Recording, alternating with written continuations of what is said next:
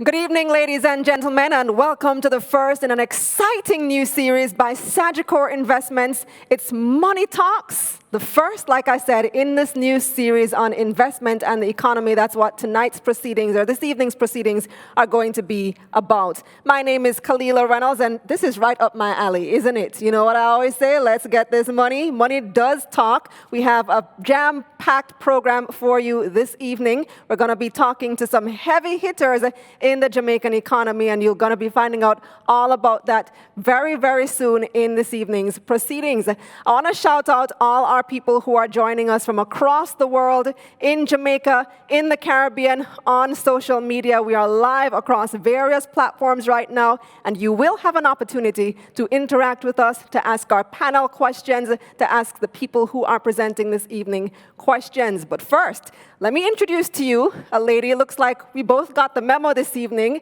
My sister in blue, CEO of Sagicor Investments, Tara Nunez. Thanks, Kalilah.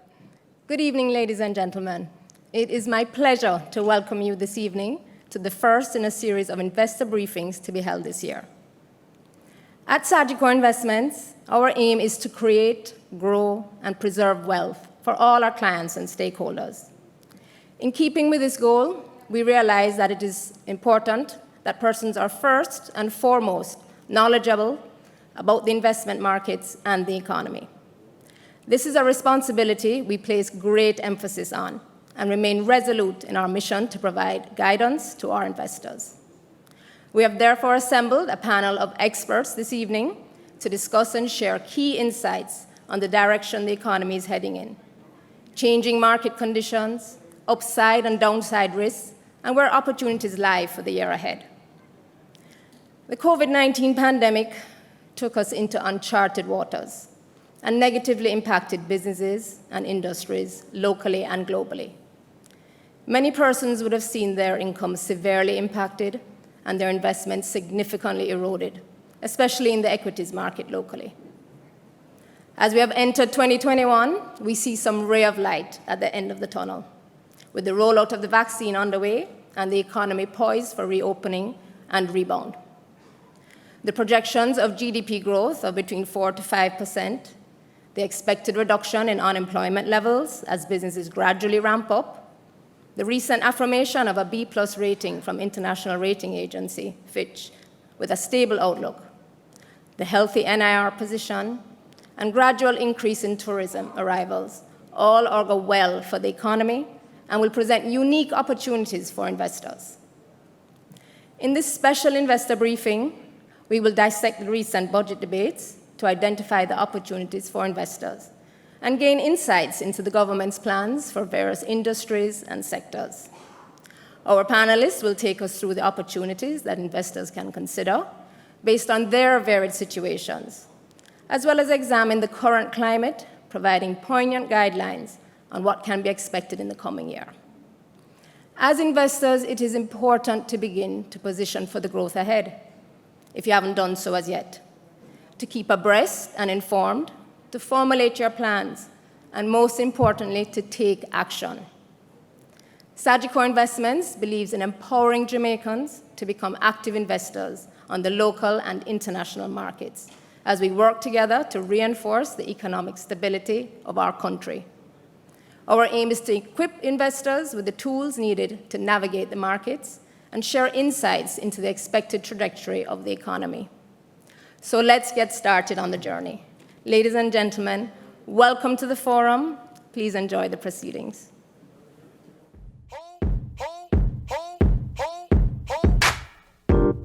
So when it comes to investing, it is very important that you take into consideration your personal tolerance for risk.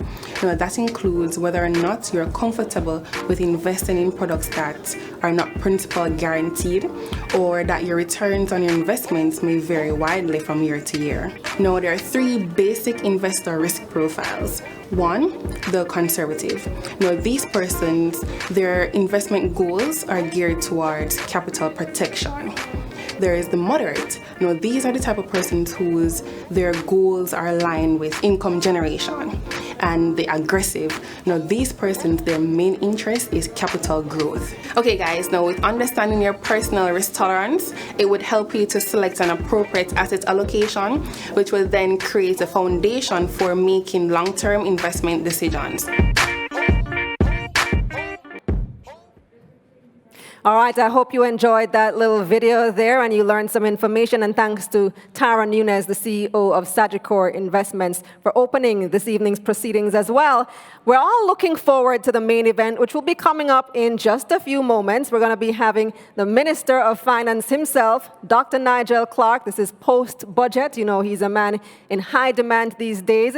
We also have the CEO of Sagicor Group, Mr. Christopher Zacca, and we also will be joined by Mr. Sean Newman, who's the Executive Vice President and Chief Investment Officer at Sagicor Investments Jamaica. And we want to remind you that you can participate in this event by joining us on social media at Sagicor JA. So let me take a look at some of the comments now on our Facebook page. Let's see what you guys are saying in Facebook, or on Facebook, I should say.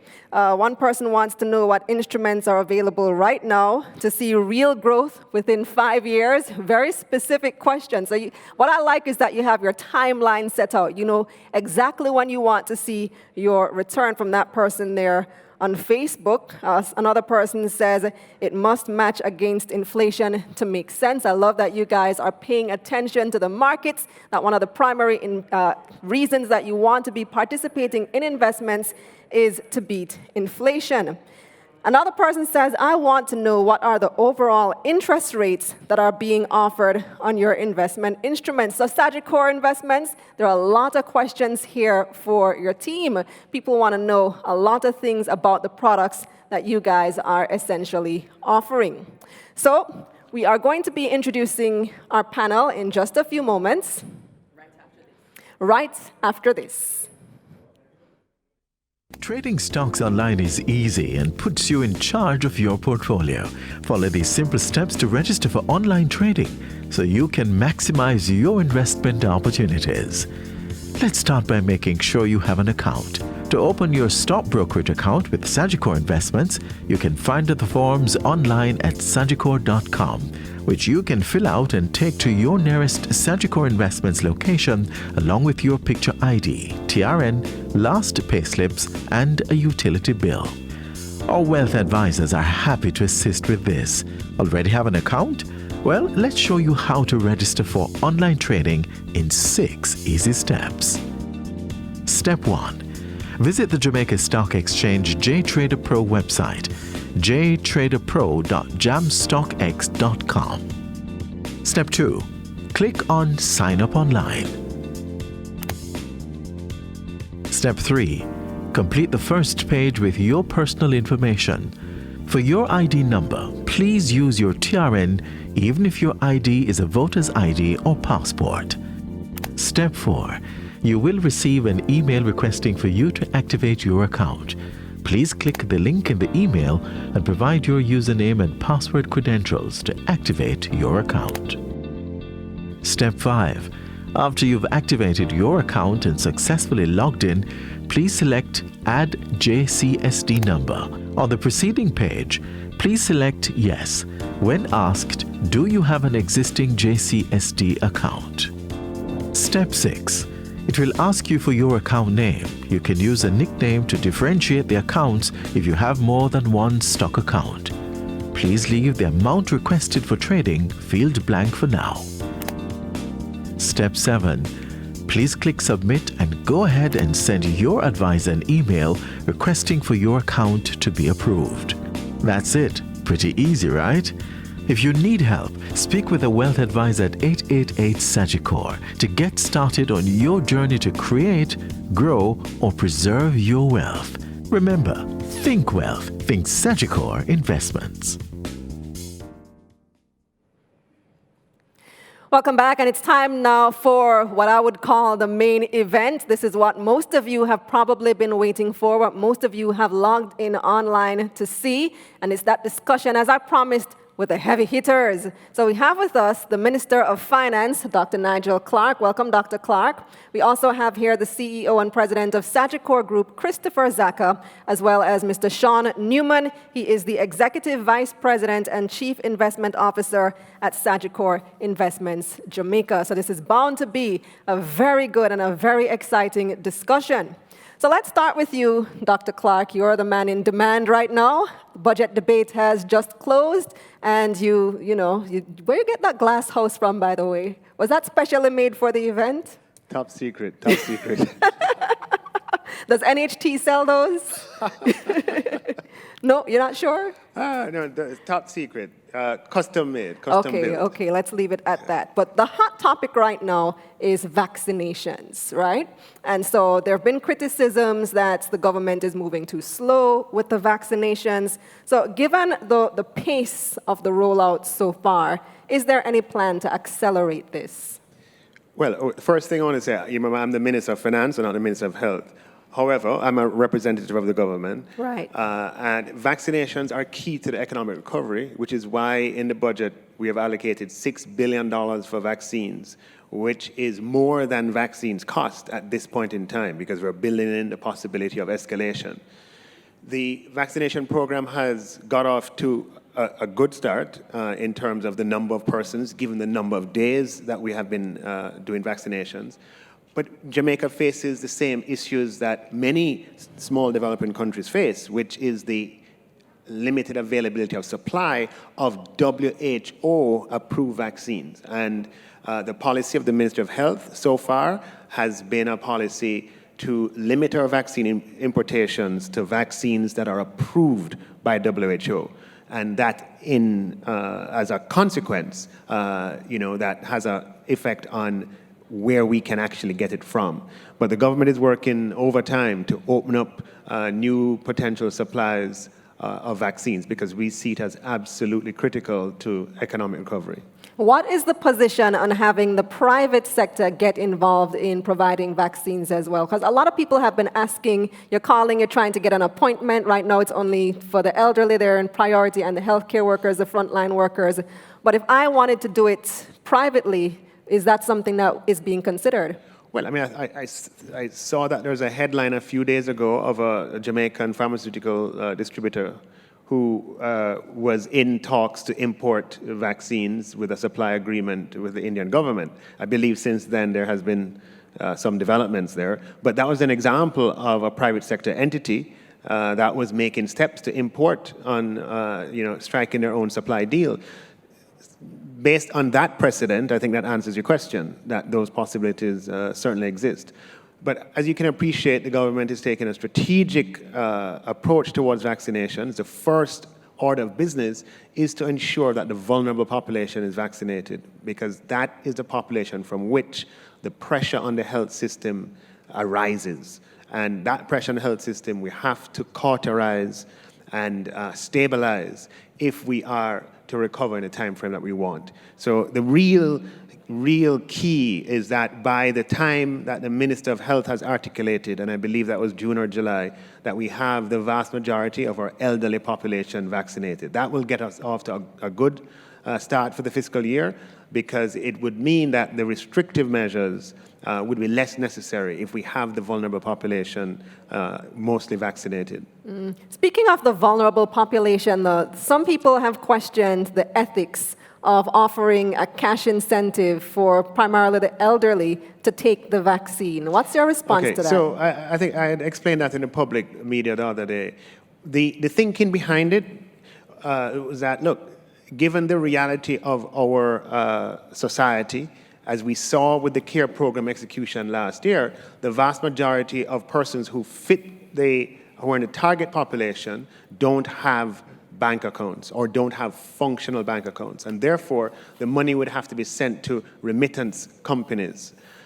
And we saw the congregation and the crowds that existed last year, and we certainly could not, in this phase of the pandemic, have such crowds being gathered at remittance outlets. Therefore, the thinking was, wait, if people who come to collect are vaccinated, they would not be injuring their health. And that is how we sort of started to think about it.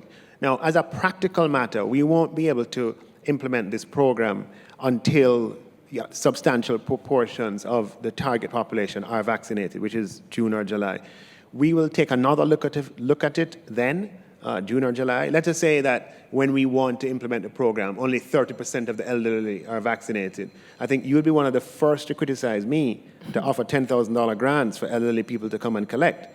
If, however, we have, just pick a number, don't hold me to it, but if we have 80% of the elderly population, 75 vaccinated, then I think that the risk would be less if we say, go to your nearest remittance outlet and collect your grant. So that was the thinking behind it. And I guess it is going to end up being a condition placed on the society that if we get up to those levels of vaccination, then it would be safe for us to have the elderly, vulnerable population, those earning less than 1.5, or earning nothing at all, which is often the case, coming out to collect their grant, and we would all feel safe when we see those numbers on our television screens or on our social media platforms if we know a priori that most of those people are vaccinated. Right, right. So some of you may be wondering why I'm focusing so much on the issue of vaccinations at this investment forum, Money Talks, right? What does that have to do with our health? But being vaccinated, having a majority of our population vaccinated, really is going to be the thing that helps our economic recovery to accelerate. So on that note, let me bring in Mr. Christopher Zacca here, President and CEO of Sagicor Group Jamaica. How is Sagicor positioning itself in this new economy? Is this work? Yes, thank you. Good evening. Well, Sagicor right now is in a very good position to transition to the new normal and the new economy.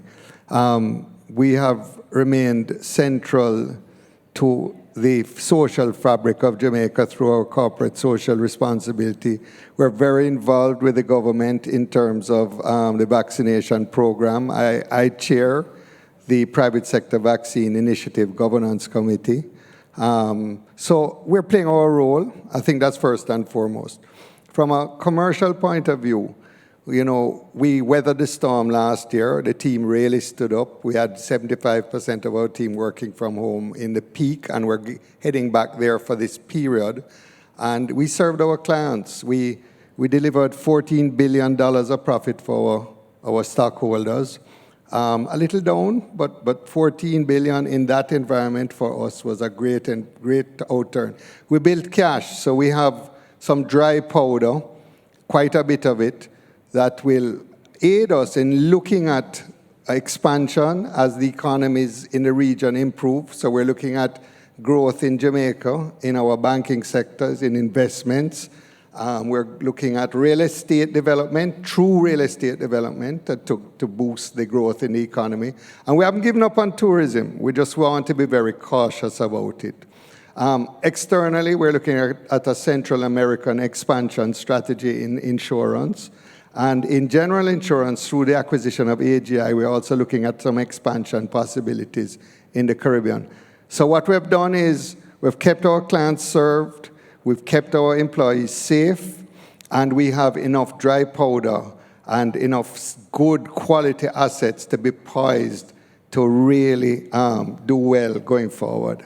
Well, that's good. So that's a position that you always want to be in, to have those resources to take advantage of the opportunities. But what are the opportunities that you see right now? How do you see the investment landscape both locally and regionally shifting? Well,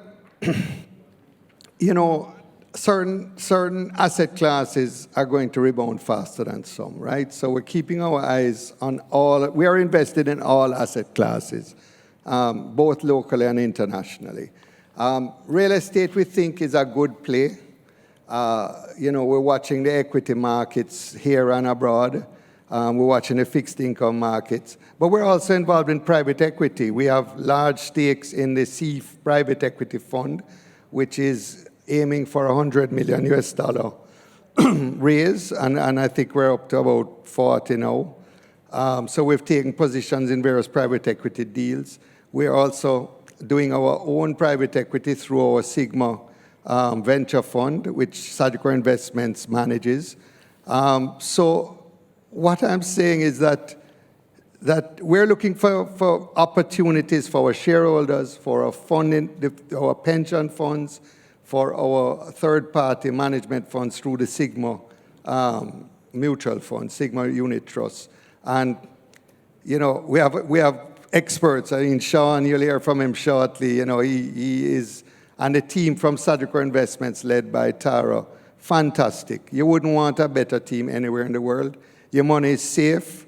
Our balance sheet is extremely strong, and we are transparent. We don't tell lies, and you know, no better company than Sagicor right now. Well, that's the perfect place to bring in Sean, isn't it? So, Sean, you're the investments guy. You're the chief investments officer, big title. And you heard some of the questions coming on Facebook were very specific. People really want to know what they should be looking at now. So let's get a little bit more specific than Mr. Zacca was. What are the opportunities that you're seeing now? What sectors are hot? Sure, thanks. And thanks to Minister for being here. I really appreciate you taking the time out of your busy schedule to speak with us, and as well as speak with everyone on our platforms. So in terms of our asset allocation mix right now, locally, we favor equities. We think if you look at globally, we think local market here is, we can probably lump into the laggard trade. If you look at it, you know, the pandemic 1 year after, in this, you know, anniversary that we're going to be looking at for decades to come, our local market, it still lags major indices. So when you look at the S&P 500 as a barometer, that is actually up 76% remarkably over the year. And we think that this actually will favor our local markets. So I think the first pillar of that, or the first round of that, that will benefit from this recovery will be companies which are exposed to an eventual recovery. And what we keep telling our team, and what our advisors keep telling our clients as well, is that fundamentals are going to lag the markets. So while there's a lot of work that the government is doing, there's a lot of work that the private sector is doing, that's going to bear fruit in 6 to 8 months. But the markets are not going to wait for that. The markets are going to see the developments going on and start to make the investments now, and it will bear fruit, you know, later during the course of the year. So within our local market, you know, we are favor, and we do favor our manufacturing and distribution segments. We believe that these segments are overexposed to the consumer and to the consumption recovery that we'll likely see occur. We're not so hot globally on fixed income markets. As you can imagine, you know, U.S. rates have gone up 40 basis points year to date, and that has had a negative impact on fixed income related instruments. So the flight to quality that not normally occurs, we're probably not going to see occur, as U.S. exceptionalism, both on growth as well as on their vaccine rollout, will probably continue to have an upward pressure on yields and duration. So we think that is going to have a dampening effect or a negative effect on fixed income instruments. So we favor equities over fixed income. Within equities, we favor kind of value versus growth globally, and we certainly favor the manufacturing and distribution segments within our local market. So it's a good breakdown, Sean. So let's take our first question from social media. At YGM_boss on Instagram wants to know, and this is a question for you, Sean. Based on the current state of the economy, would you say now is a good time to invest? Well, I think the important question is, well, thanks for your question, first of all. It's always good to continue investing. I'm a big believer of dollar cost averaging. We're never ever going to time the market to perfection. So every month, every paycheck you get, you should always put some money away towards the future. So yes, today is a great day to invest. Yes, we're very bullish on our prospects. I think you heard from Tara earlier and the minister that, you know, we expect our economy to rebound, you know, between, you know, mid-single digits, somewhere between maybe 3% and 5% over the course of the year. And we think that will have a very favorable impact on our local companies. And that leads us in turn to have a very favorable outlook on our local market.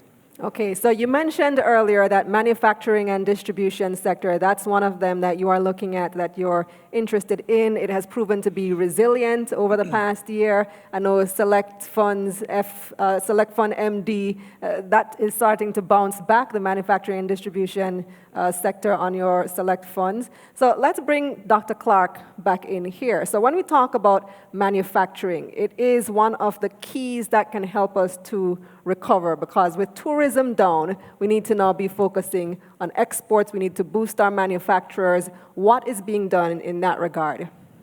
Well, there's been a lot of growth in the last several years in the manufacturing space that consists of small valued manufacturing that has taken advantage of the ease of what technology allows, with the ease of moving product from one country to another.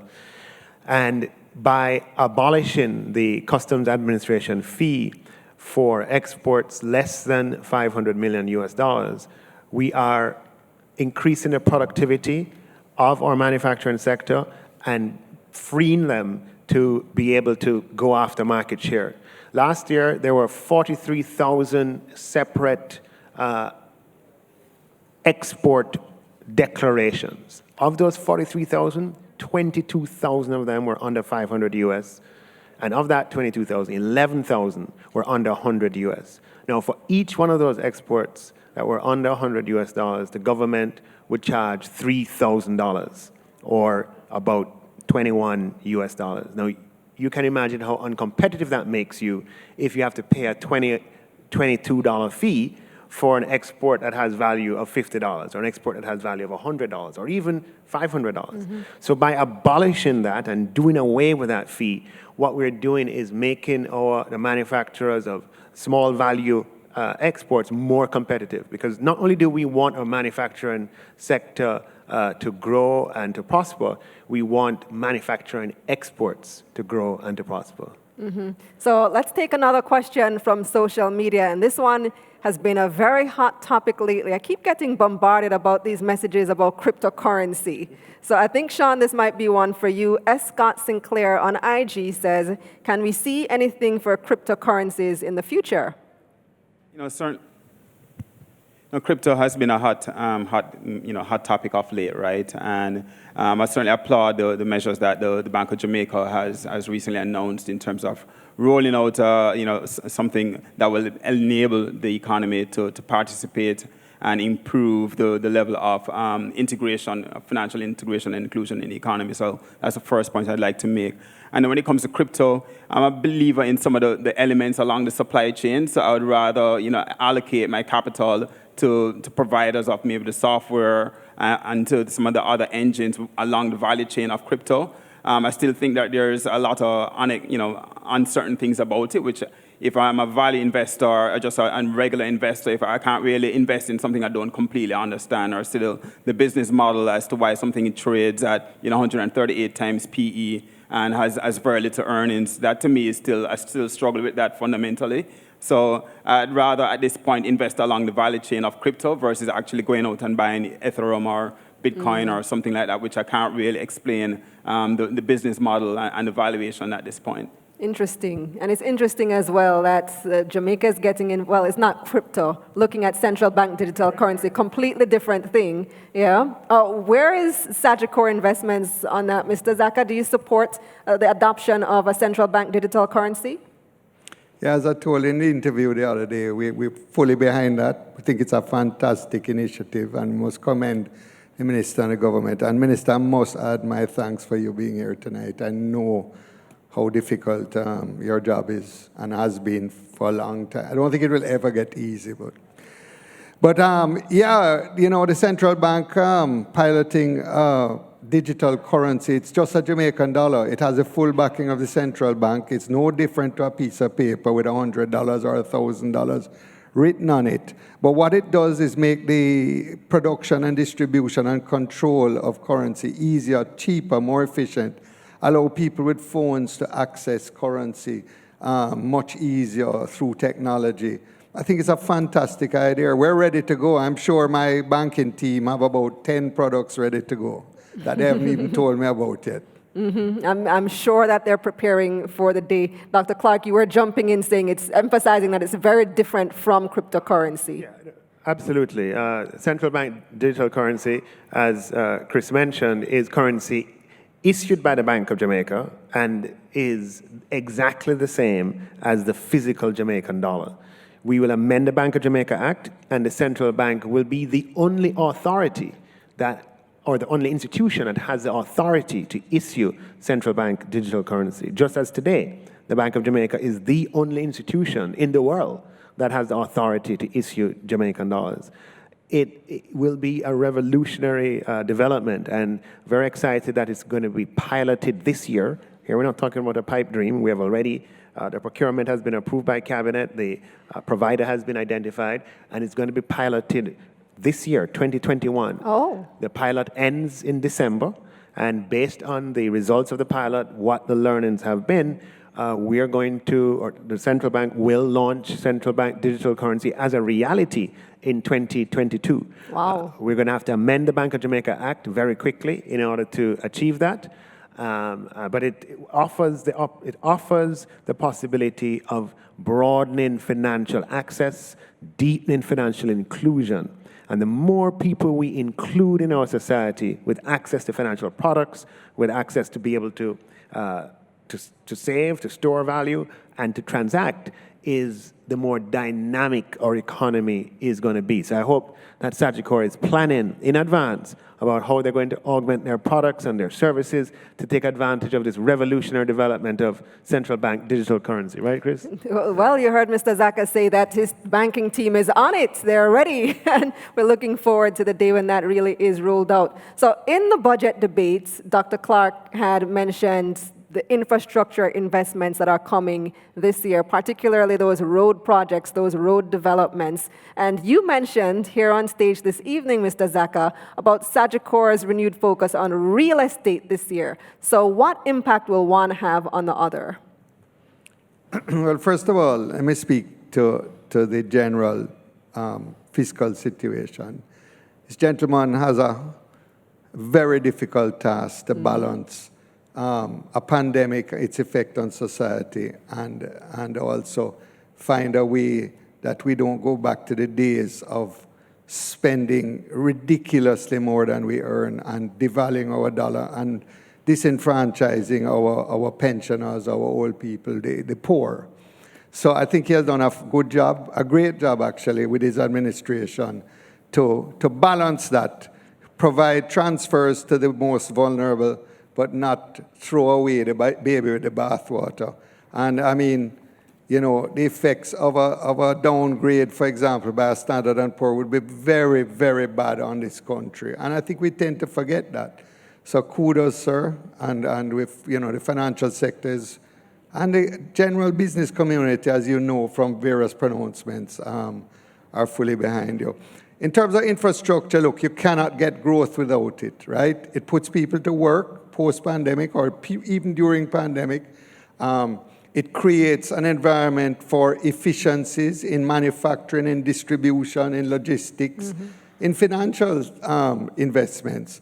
Real estate, I use real estate as a broad term. It means hard assets. It means, you know, machines, concrete, steel.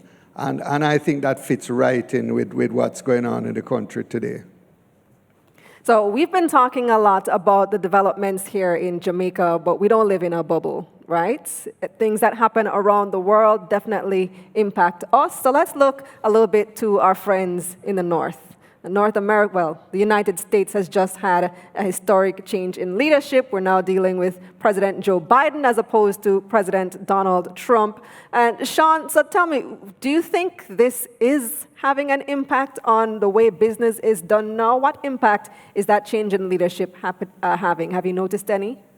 Well, I think as it relates to Jamaica's position and relationship with the U.S., I don't anticipate there's going to be any fundamental changes. But I think folks should understand that there are some things that will probably fundamentally not change. I think one thing that both the Republicans and the Democrats agreed on was the stance with China. I don't think that's going to change.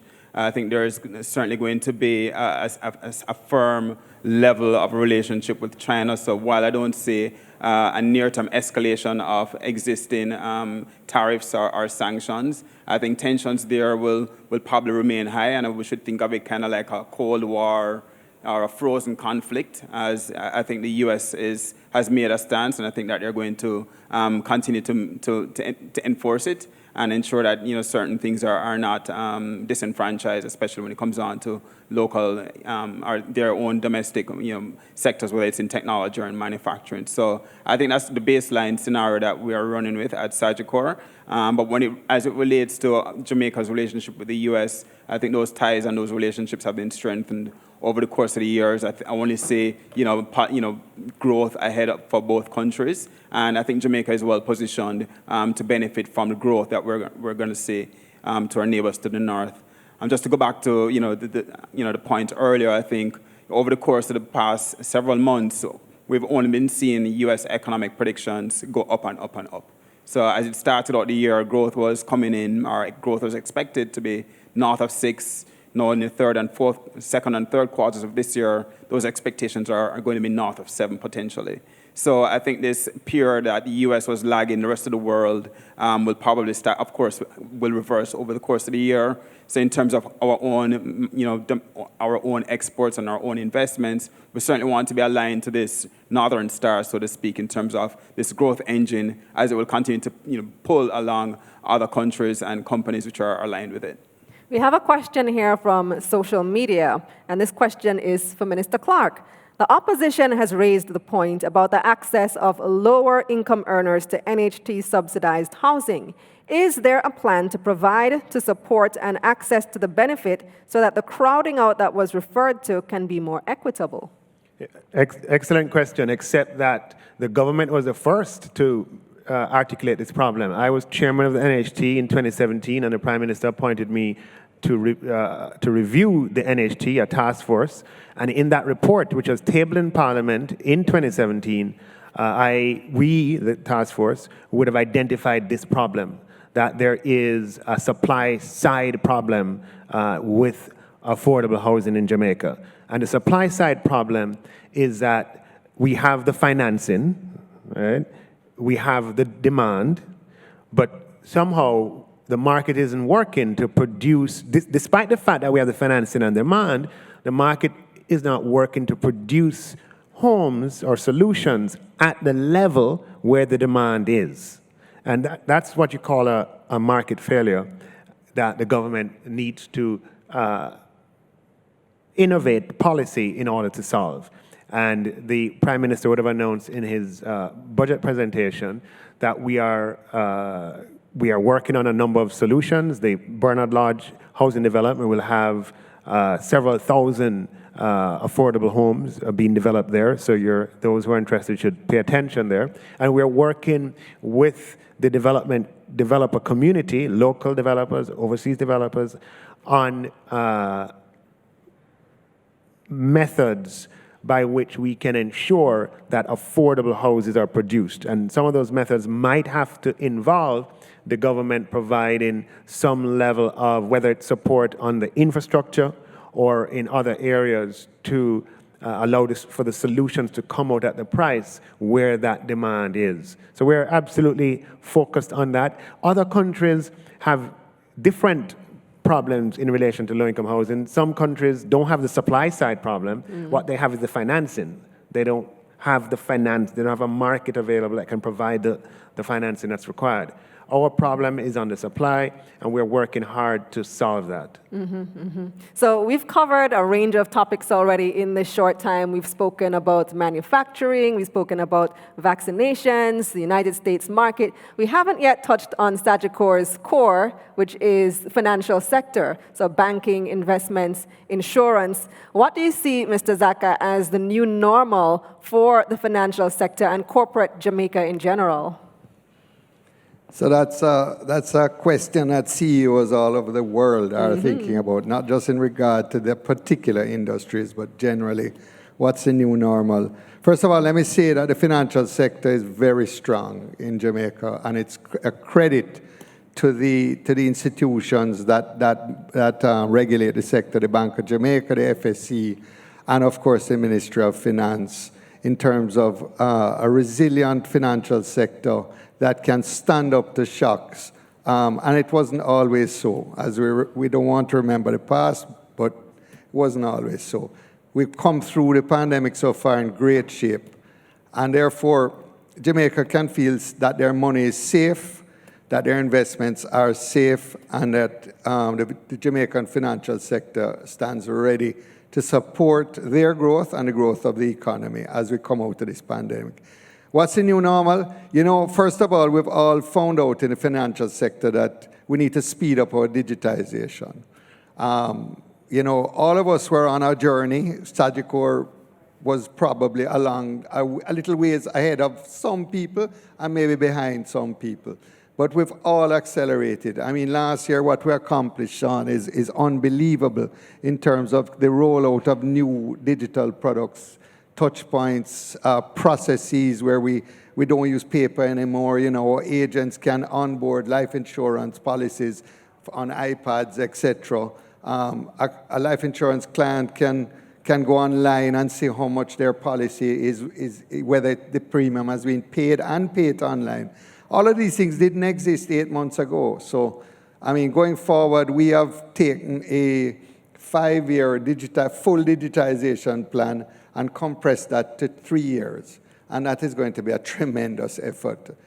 So first and foremost, digitization, finding ways to deliver products and information to our clients digitally, listening to them in terms of just not giving them products that they don't want, you know, making them the center of how we decide what to do digitally. Secondly, you know, nice, beautiful offices with nice conference tables and, you know, rows and rows of desks. It's not as hot as we thought it was, right? So where do we, you know, in which, I mean, is it 50% stay at home, work from home, or is it 20? Who knows? We're learning. Sagicor actually had a work from home policy long before this pandemic. We were one of the first in Jamaica to announce that. We found, you know, you have to look at the circumstances of each employee, what their job is, what their circumstances at home is. But over time, I see work from home being a permanent part of the economic sector in Jamaica, and the financial sector is not far from that. Where it lands, who knows? How we measure productivity, you know, we're learning as we go along. In terms of financial services, I think it's also about ensuring quality of advice, quality of assets, making sure that you tell your clients about risk. Because look at what we just went through. Who would have foreseen that could happen? So, you know, quality and quality of assets, quality of advice, quality of relationships. I think that's going to be front and center for the financial sector. Maybe if I could add one point there. I think we're at the beginning of a huge, somewhat structural shift in the Jamaican economy. You know, where this pandemic has done to Jamaica what Jamaicans do best, which is innovate.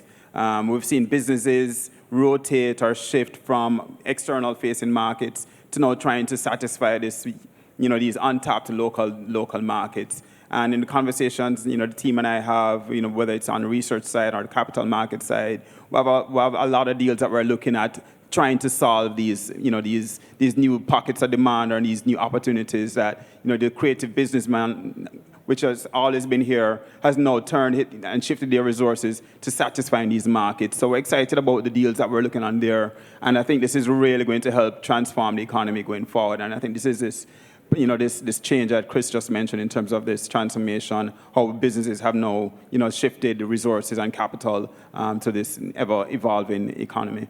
Absolutely. So at this point in the program, we're going to take a little break, but I do hope that our panel can stay with us for a few more minutes while you guys watch this video.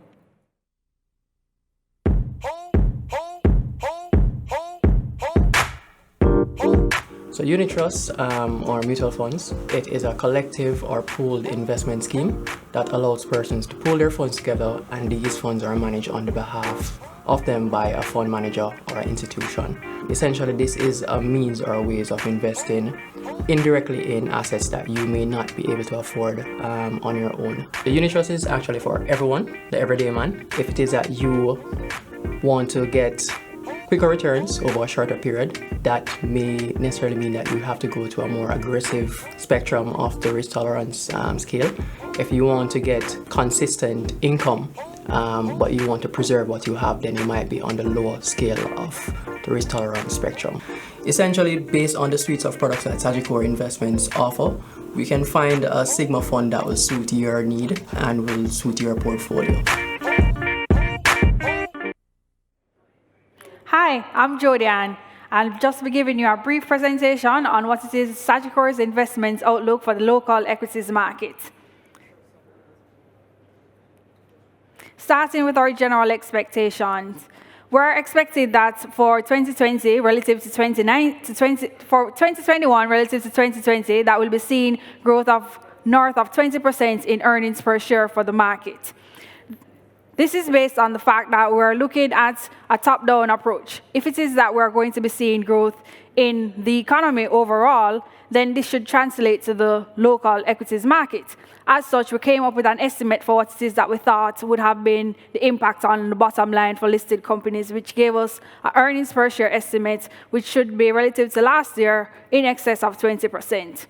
Now that we have the bottom line, how does this translate to the price for stocks? We naturally want to know that there's going to be some appreciation. And based on our conservative approach, we're looking at a trailing PE of 15 times. We're expecting that market cap for listed companies should increase by about 8%. And this is just a baseline expectation. As you know, we're still in a period of uncertainty, and we did a baseline, so it could be more than 8%, but just on the base, we're projecting 8%. To be a little bit more specific to the sectors, we're looking at the tourism sector, and we're saying that we're anticipating that with the rollout of the vaccine and the recovery and the reopening of traveling, that this sector should see some high growth of about 80%, just relative to last year when everything was really slow. For the financial companies, our expectations are a little bit more reserved. We're thinking for financial companies that we're not going to see a pickup until about the latter half of 2021. And this is just based on the fact that they'll still continue to reel from non-cash adjustments. Manufacturing performed well in 2020, and we're expecting this to continue, particularly within the food segment area. Real estate, we're a little bit more bullish on our commercial space than we are for housing. However, we're having a conservative estimate of around 8 to 10% within the real estate market. Foreign exchange exposure is a big topic, and the market has really become accustomed to more two-way movement. We're not, we're within the band where we expect highs and lows. Looking at the listed companies, we're anticipating that financial companies naturally would be a little bit more exposed, as well as those companies such as a GK and a Carib Cement, who deal with a little bit more import and export, should be more exposed to shocks or fluctuations within the FX market. On the least exposed side, we're seeing services industries to be impacted on that end. What does all of this mean for you? What does this mean in terms of what it is that you should be buying? Our recommendations are surrounding the manufacturing and distribution sector. This sector we have seen being a little bit much more resilient in 2020. Looking at our top names, we have Lasco Manufacturing, Grace Kennedy, Seprod, and Carib Cement. Based on our research assessments, we're seeing that even at current prices, there's still upside potential in these names. Particularly, we note for Grace that they are expanding their footprints within the financial space, and we see that as very positive. While for Seprod, we're looking at their ability to increase in terms of their distribution linkages, and we're anticipating that that could be a big part of fueling growth for the company. Now, it would be a big shame to be bullish on manufacturing and not to mention Sagicor Select Funds Manufacturing and Distribution Fund. Considering that the NAV, net asset value, is around 98 cents compared to the current trading price of around 83 cents, this presents investors with an opportunity to access or to get into the manufacturing space at a discount. However, there are some stocks that we're not so positive about, and these would fall under our sell recommendations, and they include Caribbean Producers and Dolphin Cove. Now, our sell recommendation reflects the fact that these companies had weaknesses prior to COVID-19. And, with the onset of COVID, these weaknesses were made worse. As such, we don't foresee that these companies will be able to make a grand transition or a pickup within 2021, and as such, we are recommending them as sells at this time. Now, what I have presented is just a synopsis. The research team at Sagicor Investments has done a comprehensive review on all the names mentioned and more, and I strongly encourage you to reach out to your Sagicor Investments team and have a much deeper discussion.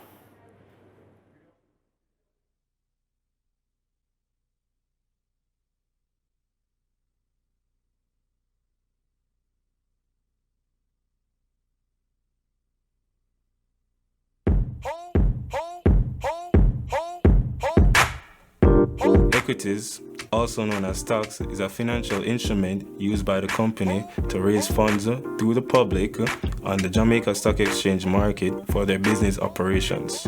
These companies will use that funds from the public as to run their business to gain a profit.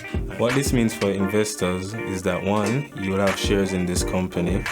2, if this company makes a profit, you're entitled to dividend payments depending on the board's decision. 3, the value of your shares will also increase in price depending on the company's performance. You may ask what a dividend is. A dividend is a percentage of the profits the company may decide to pay out to the shareholders. To get started, visit any Sagicor Investments location or give us a call.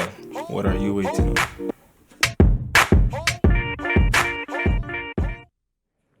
All right, so I want to say a very special thank you to Jodianne Aris, researcher and strategist at Sagicor Investments. I hope you all were taking notes, because Jodianne is the real deal. She's a regular contributor on my program, and she always brings the good stuff. So, a lot of you have been chiming in on social media. You have a lot of questions, especially for you, Dr. Clark. You're in a hot seat right now. People have questions for you, so let's get started. Let me start with this one from Richard McDonald on Facebook, and he's asking, question for Dr. Clark. In the budget presentation, you spoke about the multiplier impact on stimulating economic growth, specifically through government spending.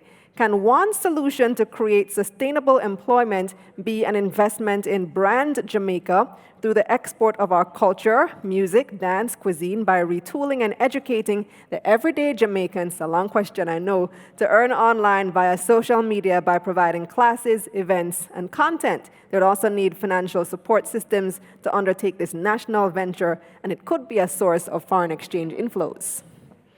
Well, thank you. Thank you for that. Thank you. All right. Mr. Zacca, can you just pass your mic to him? Thank you for that question, which touched on many very important topics. What was the name of the questioner? What was the name of the person? Richard McDonald. Richard McDonald, thank you for that question. First, the creative industries are absolutely critically important for economic activity and growth. The creative industries are a huge part of the tourism product and provide employment for many Jamaicans. The creative industry is a huge part of our export of services.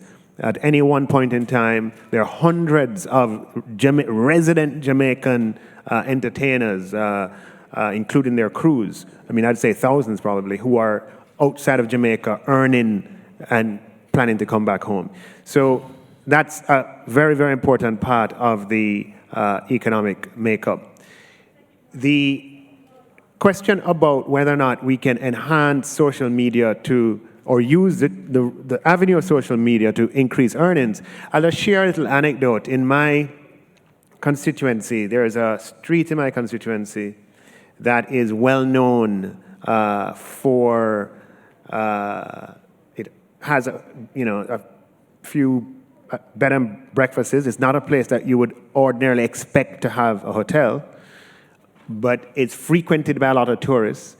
And along that street, there are a number of homes where if you go there in the afternoon, you see people dancing, and you say, what's going on? And there's a camera in front of them, and they're holding dance hall classes from their address here in I've Kingston. been there. I You've think that's been the there. Dance Hall Hostel. Yes, Yes. exactly. I didn't Really want to cool call the place. name. Yeah, unbelievable what is happening. And you have all these young people, male and female. So did you take classes too? I didn't want to give away the secret, Kalilah, but having dance hall classes to audiences in Germany and the Netherlands and Spain right here from Jamaica. And what we did, along with a grant from the Ministry of Tourism, I've put more money into that community for that particular activity to get some support and for them to accelerate what they're doing. So that's an example of what the question is asking. There's a huge opportunity for that. And with our move to digitize the space, what we want is for, in an economy works when the creative energies of Richard and of the hundreds of thousands of Jamaicans, including the many Jamaicans who are watching and listening right now, it's when people are free to pursue their imagination, pursue the creative ideas that come to them, not ideas that a minister necessarily has or that the government has, but what they, with the natural God-given talent that they have, and their drive and their energy and their passion. That's what we want. We want a Jamaica where people have economic freedom to realize their dreams, aspirations, and potentials. And that includes dreams and aspirations in the creative space. And we are working hard to make that happen. And I hope that anecdote that I shared provides evidence that that is indeed the case. All right, here's another question for you, Minister Clark. Sid Sang says, how is the country going to solve the devaluation problem? Sid San. Mm-hmm. Okay. Sid _ Sang. Sid, all right. The first thing I want to, in discussing that, there's a difference between devaluation and depreciation. Okay? Devaluation speaks to underlying value, whereas depreciation speaks to nominal price. A share price can go up and down. The value of the company in terms of its underlying authentic fundamental value is not changing on a daily basis. The value might change with certain developments, a new product or certain developments are taking place. So the value changes in punctuated steps, but it appreciates and depreciates depending on market forces. That's a similar thing that happens with our currency, and that measures the nominal exchange rate. And here we're getting a little technical. Mm-hmm. The real exchange rate, which is from an economic point of view, you want to be, economists are focused on, speaks to the real value, right? And the real exchange, the nominal value of the currency is going to change more or less along with the inflation differential with its trading partner, but the real value of the currency hasn't changed, right? Because when you adjust both currencies by inflation, you're back to where you were.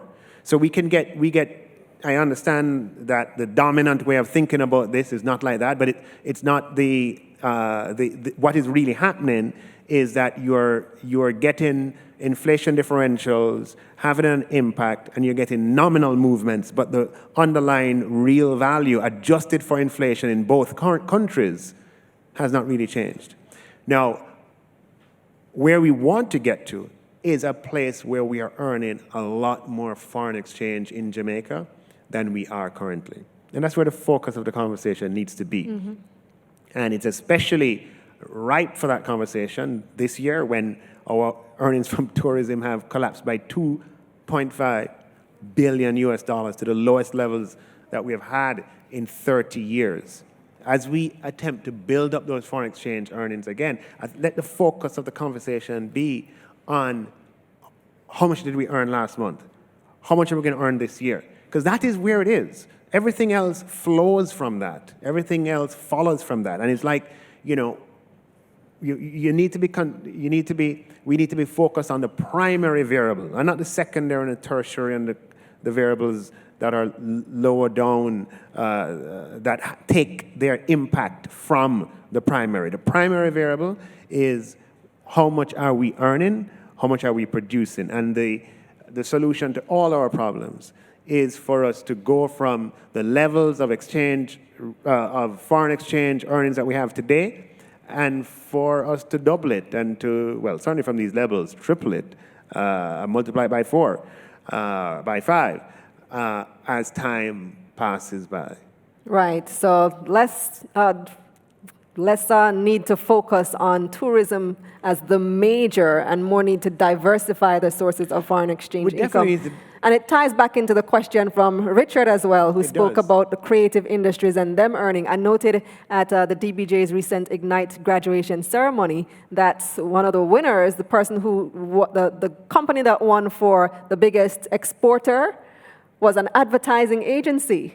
So they don't actually manufacture a product. We need to be thinking about exports in a different way. We can export services too. Export of services is where it is. Tourism is a service, right? So our biggest export is already a service. BPO is a service. Those are exports. And similarly, advertisement and other forms of services can be exports as well. And that is where the government is going to be focusing and changing the conversation and making strategic steps to ensure that we can earn more.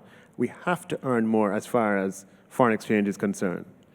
On the topic of job opportunities, YGM Boss on Instagram says, Mr. Clark, read job opportunities. How can we revitalize the economy when job opportunities are far and few? Companies are cutting staff instead of hiring. Unemployment is up. How can we grow?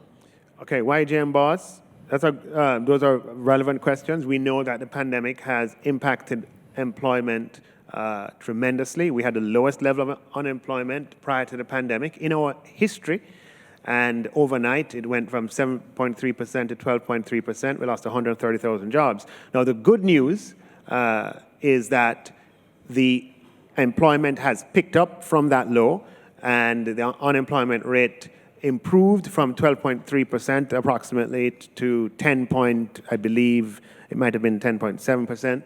in the October numbers, and we expect those improvements to continue.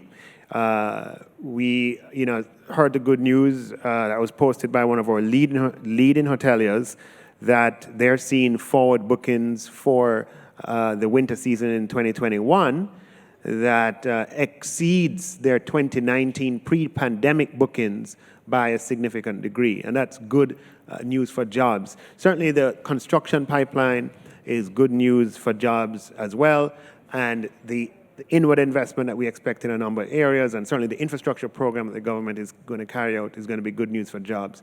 But it's also the case that recovery to the level of employment that we had pre-pandemic, won't be overnight. But the important thing is that the recovery begins now, and that we steadily add jobs, on a quarterly basis, quarter by quarter, or certainly year by year, as we recover from this pandemic. Thank you very much, Dr. Clark. So I want to invite our panelists now to give their final words. Let me start with Sean and then come around. Any last thoughts? In terms of our outlook for the rest of the year, I think we're quite bullish on the economy's prospects. We heard from the minister about the overall outlook. And within that, within infrastructure, real estate, manufacturing, agribusiness sectors are poised to rebound quite well. Tourism are also, constructive on the outlook there. We think, though, it all starts with the right policy, and we think we have the right foundation. We have a primary surplus, which is the envy of the world, and that has really anchored the country. And we believe that sectors and the companies within those sectors are poised to rebound after this economic and healthcare pandemic that we just went through. Mr. Zacca? Well, first of all, let me thank Minister again. Thank you, Kalilah. Thank the team at Sagicor and all our people watching, and all our clients, because our clients are the ones that allow us to do what we do, and that needs to be said first and foremost. I too am bullish. I think that there's some bumps in the road, ups and downs, but the trend is going to be positive going forward. I think the society is working better together to come out of this pandemic and the crisis we're in. The private sector and the administration are working very closely. The vaccine initiative is one of those where we are working to accelerate the velocity and to move.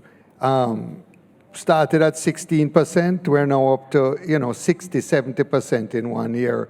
And I think that's big progress. So anything that we can do in the private sector, Minister, we will do anything that it takes. We have already played a big role in developing the software, etc., to take the bookings. We've donated 400 tablets for the public health workers to use to enter data for the vaccination sites. So I think that's key. I think we need to play our role in corporate Jamaica to encourage the society to follow the protocols around health. And we need to encourage our team members to evangelize both, safe practices as well as take your vaccine. This anti-vax movement, I can't understand it, but I can say that our team at Sagicor are fully behind taking vaccinations. So we'll do what we can. And it's a positive economic outlook. And finally, I am so proud of what we have accomplished, our team has accomplished at Sagicor. We're strong, we're diverse, we're innovative. I think that is the most aspect of what has happened last year that really, really makes me feel proud, the innovation that the team came up with. And we're going to serve our clients. We are going to build wealth from birth to transition. That's what we do. So thank you. And Minister Clark? First, thanks to the Sagicor team, to Chris and Sean for inviting me, and wonderful to be speaking with you here at Kalilah and engage with the great customers of Sagicor. The economy is on a positive trajectory, and the economic outlook is positive, notwithstanding what is the challenges of the environment. There are uncertainties and there are risks, but the government of Jamaica has pursued a strategy of thinking about tomorrow as well as today and preserved flexibility in the face of uncertainties and risks that we face.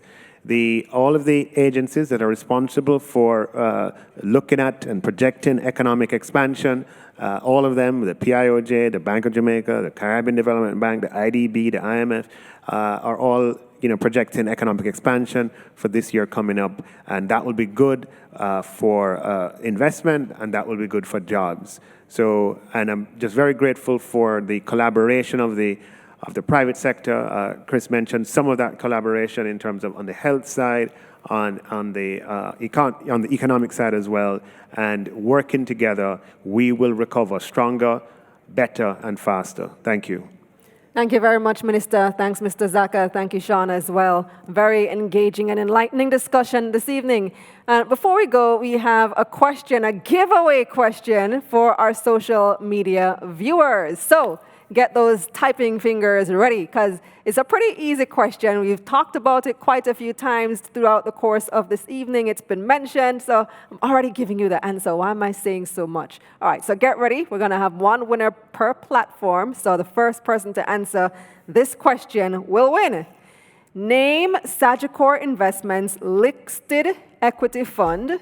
Name Sagicor Investments listed equity fund that primarily has stocks of manufacturing and distribution companies listed on the Jamaica Stock Exchange. Oh my gosh, that is so easy. So see, y'all know the answer already. Yeah?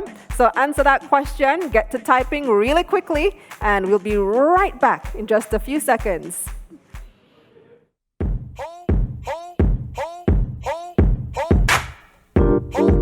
LEF stands for Listed Equity Fund, and what that simply means is a basket of securities that you can invest in at one time.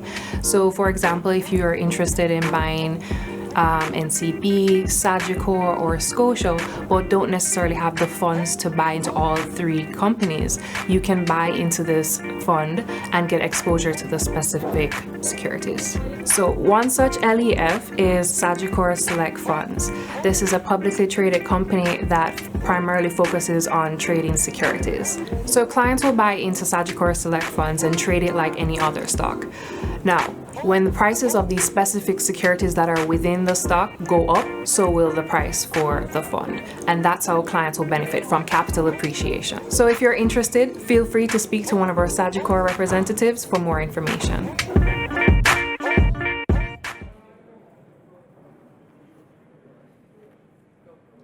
All right, so our winners will be notified on social media. I'm sure that you have been typing up your answers. But this was so good. This was such a really interesting initiative. I really enjoyed participating in this event this evening. It's the first of Sagicor Investments' new series, Money Talks. I look forward to many, many more in this series on many interesting and engaging topics as well. Thank you to our informed and relevant panelists, Finance Minister Dr. Nigel Clark, CEO and President of Sagicor Group Jamaica, Mr. Christopher Zacca, and Sagicor Investments Chief Investment Officer, Sean Newman. Thanks as well to Jodianne Aris, who gave that great presentation, breaking it down at what we should be looking for. Thank you to the hardworking production team here at the Jamaica Pegasus Hotel. And thanks to you for tuning in on social media and sending all those great questions, keeping the minister and our panelists on their toes. I'm Kalilah Reynolds. Have a great evening. I wanna be a billionaire, so fucking bad. Buy all of the things I never had. I wanna be on the cover of Forbes magazine, smiling next to Oprah.